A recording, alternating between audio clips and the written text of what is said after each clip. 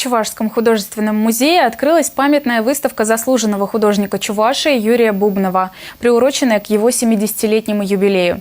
В экспозицию вошло около 60 произведений живописца. С творчеством мастера познакомилась и наша съемочная группа.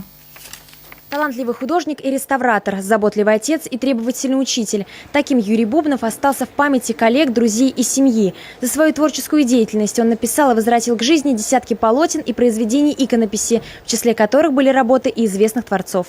Одна из самых известных картин художника «Сон». Полотно необычно тем, что оно написано по принципу иконы святого жития.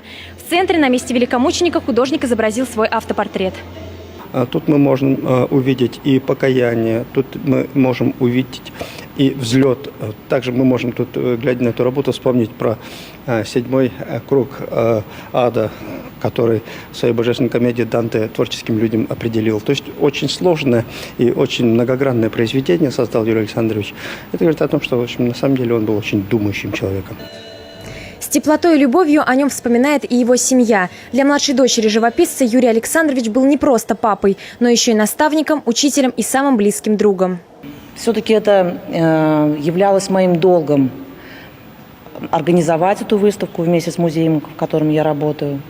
Вот. И я постаралась подойти к этой задаче максимально серьезно и с любовью, конечно же, потому что мне его очень сильно не хватает, и я его с теплом вспоминаю.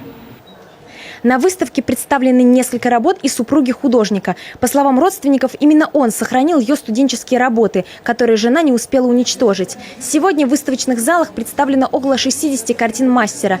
Посетить памятную выставку Юрия Бубнова можно будет до 20 августа. Анна Давыдова, Виктор Степанов, Вести Чувашия.